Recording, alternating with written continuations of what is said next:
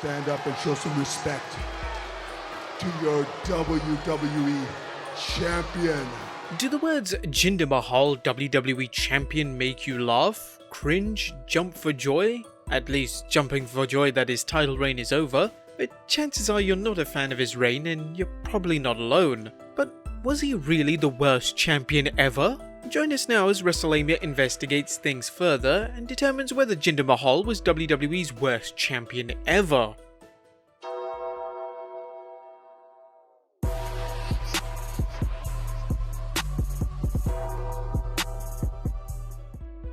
Be sure to subscribe and hit that notification bell for daily wrestling videos. Welcome.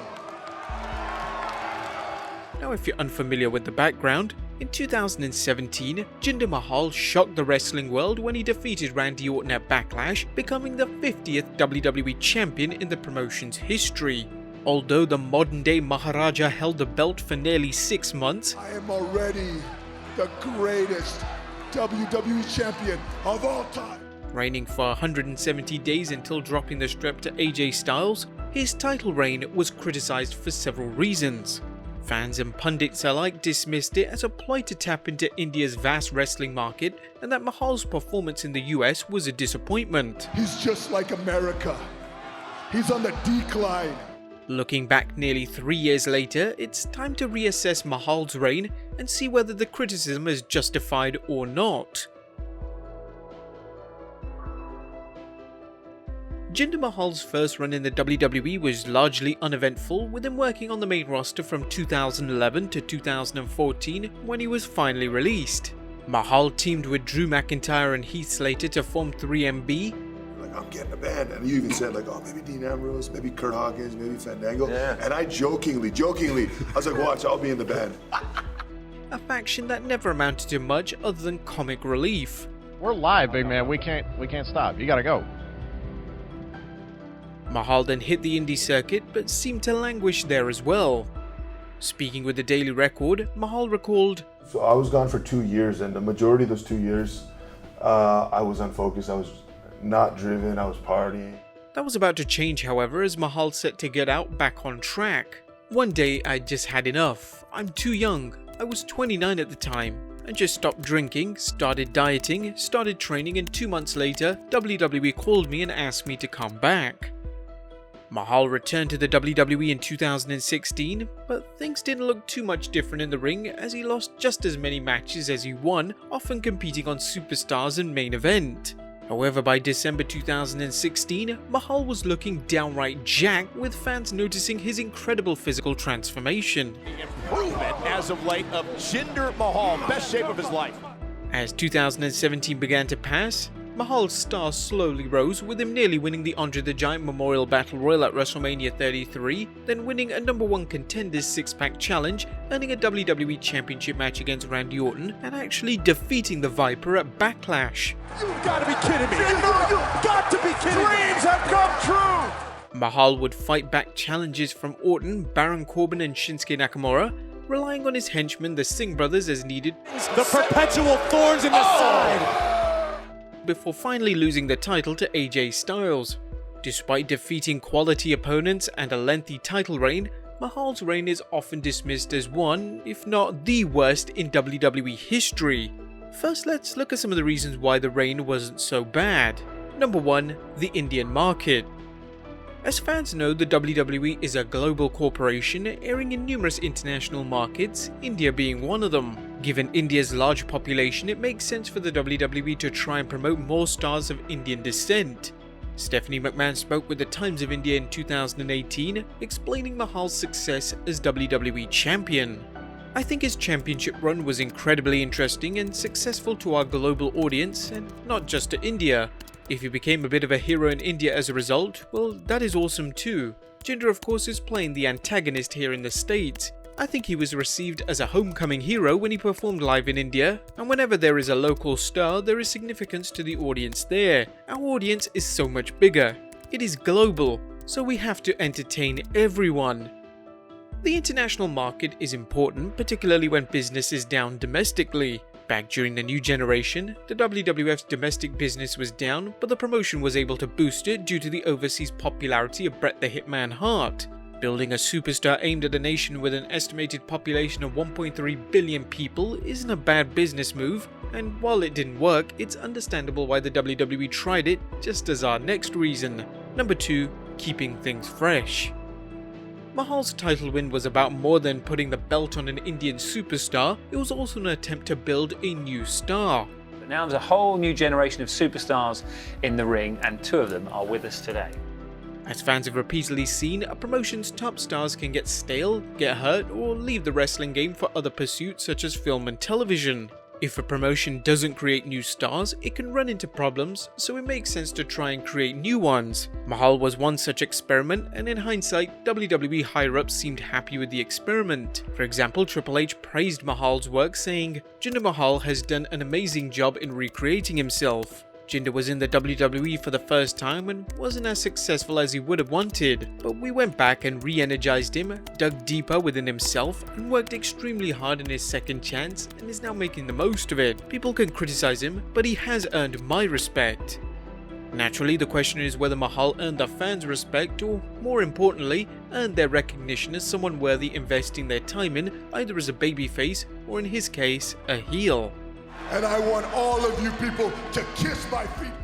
That's where Mahal's run runs into a few problems. Number 1, from Jabba to world champion. In reality, I am a hero. You know, a hero doesn't take shortcuts. Arguably, fans' biggest complaint with Jinder Mahal's title reign was that it went from being a mid-card act at best, with some fans describing him as more of a jobber to the stars, to world champion. It's a valid complaint, and it's compounded by the fact it happened seemingly overnight. Mahal's push seemed to come out of nowhere, with the fans wondering how the guy from 3MB got the strap. The first and only rock star that ever has a turban. Yes, and he's Not even Mick Jagger in '67 wore it. Although with the way things are going now, Heath Slater must be chomping at the bit, wondering when he's getting his chance with the belt. It was a surprise to say the least, and some fans think part of the reason had to do with our next point. Number 2, muscles equal main events. I leave it all in the gym. Sometimes when I'm training legs, if I can walk out of the gym, I haven't trained hard enough. I come back. Jinder Mahal's incredible physical transformation led to fans quickly hinting that Mahal had gained his mounds of muscles thanks to Hulk Hogan injectable vitamins. You take your vitamins and you say your prayers, but you're never going to grow up to be 300 pounds with 24-inch arms unless you take steroids. Although Mahal vehemently denied this, insisting he changed his diet and worked hard to transform his body, the critics ignored him. Instead, Mahal's detractors dismissed his title win as yet another example of Vince McMahon putting the World Championship on a muscle man rather than a technical wrestler. The bottom line being that Mahal would have never got his title without his powerful physique. Inherent in this judgment is the idea Mahal can't wrestle. Although he's no Daniel Bryan or AJ Styles, he was fine in the ring and used the power-based offense you'd expect from a wrestler his size. Number 3, a questionable storyline. You people boo me? You wanna boo the Maharaja? Another criticism of Mahal's title reign was the storyline when Shinsuke Nakamura challenged Mahal for the WWE Championship, and Mahal made racist jokes about the King of Strong style. These people will treat you the same way that they treat me. Mahal was on SmackDown with the Singh brothers when he made various racist remarks such as, "You always look the same," and compared Shinsuke to the Karate Kid's Mr. Miyagi character. The WWE defended his remarks as part of a storyline, but fans weren't forgiving. The storyline disappointed fans, further tarnishing Mahal's title reign. Number 4, live event attendance and ratings.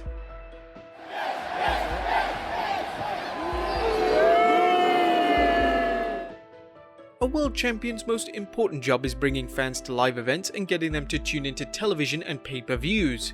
Thus, Jinder Mahal's title reign is usually criticized based on how low house show attendances were. While there are those who would argue that fans watch a show for more than the champion, that's the way things have been, and with the WWE, that's the way things seem to go. Twitter user NWO Wolfpack TV has compiled an excellent overview of average attendances for various champions, relying on figures from The Observer, Pro Wrestling Torch, and other sources. According to Forbes' Blake Ostreicher, Rollins averaged just 3,334 fans, lower than Jinder Mahal's universally panned 2017 WWE title reign. Similarly, Kingston headlined events had, as of July 18th, averaged just 2,940 fans per show, which would make him the 4th worst drawing in company history in this regard, behind Kurt Angle, Booker T and Eddie Guerrero. Fans can criticize Mahal's title reign for not drawing fans, but the same criticism applies to Seth Rollins and Kofi Kingston. For those who defend Rollins and/or Kingston's reigns by pointing out the WWE's continued deterioration in viewers, one could argue they would have boosted attendance figures if they were successful champions. In the end, however, Mahal's title reign was no ratings bonanza or windfall in terms of live attendance, the reason why his championship reign was a failure. I plan on seeing WWE champion for a long time, so they better get used to it. So was Jinder Mahal's WWE title reign a success or a complete failure? Did he serve the role of a heel that fans hated so much that they were paid to see him lose, or was he the type of heel that made fans want to tune out? In hindsight, the WWE gave Mahal 6 months to get over as world champion, and it's clear he did not. You know, I could be disappointed, I could play the blame game, or I can look deep into myself. You know, it's what am I doing that I could do better? However, did Mahal's status rise thanks to his world title reign? It's arguable it did, as he competed in more prestigious matches compared to his first WWE run, winning the United States Championship and wrestling more competitively against opponents such as Roman Reigns, Randy Orton and Rusev. Unfortunately, Mahal has been sidelined with a knee injury, so it's unclear how he'll perform when he does return. Looking at WWE business, it's difficult to argue Mahal's reign was any more disastrous than champions before or after him. The WWE certainly gave him time to get over, unlike champions such as Bray Wyatt, but as just mentioned, he did not get over, and to argue he was a draw would fly in the face of the evidence. While there were other world champions who were worse draws than Mahal, such as Booker T, Kurt Angle, Chris Benoit and Eddie Guerrero, it's clear no one would put Mahal's name in the same category as these superstars. I am the greatest WWE champion of all time! Mahal's rise from Jabba to world champion was not accepted by fans, with some claiming his reign diminished the WWE Championship. While his overall status may have been elevated by his world title reign, it's uncertain at this point. For now, Mahal has to be considered as one of the worst WWE champions ever. Was he the very worst? The critics, this is what I have to say to you. We'll leave that to you to decide in our comment section down below. Subscribe if you haven't already, follow us on Instagram and Twitter, and I'll see you next time with some more wrestling content.